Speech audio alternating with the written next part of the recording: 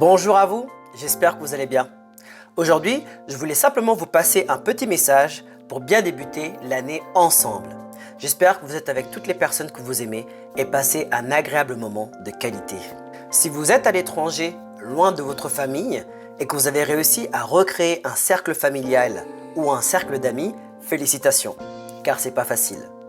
Si vous êtes au travail actuellement, tenez bon, car les fruits de cette dure labeur pourront être bientôt récoltés. Alors, quelles sont vos résolutions de cette nouvelle année?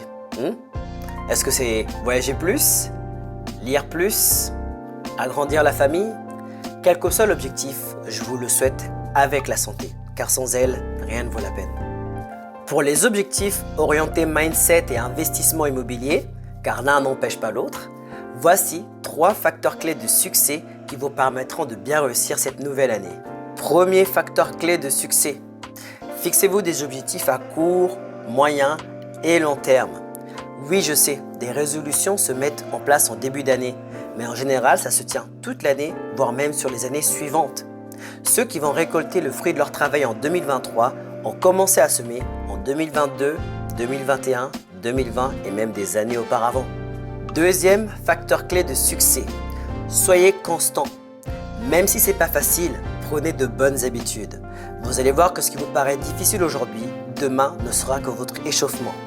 Troisième facteur clé de succès, ouvrez-vous à la connaissance et sans a priori. Voici mes 3 facteurs clés de succès pour réussir votre nouvelle année. En tout cas, moi, j'ai passé une bonne année, avec des échecs et des succès. Mais ces 2 éléments sont importants pour notre développement, car on ne grandit pas dans la perfection. Tout ce que je peux vous dire pour cette année, c'est que vous avez un très bon programme qui vous attend. On aura l'honneur d'avoir des intervenants professionnels qui vont venir nous livrer leurs témoignages et leurs expériences. Vous pourrez leur poser des questions. On aura aussi la possibilité d'avoir un avancement et un point final sur l'investissement au Mexique, Playa del Carmen. Est-ce que c'était un bon ou un mauvais investissement? Je vous embarque avec moi jusqu'au Mexique. Pour finir, on va rentrer de plus en plus dans le vif du sujet pour tout ce qui est mindset et investissement immobilier.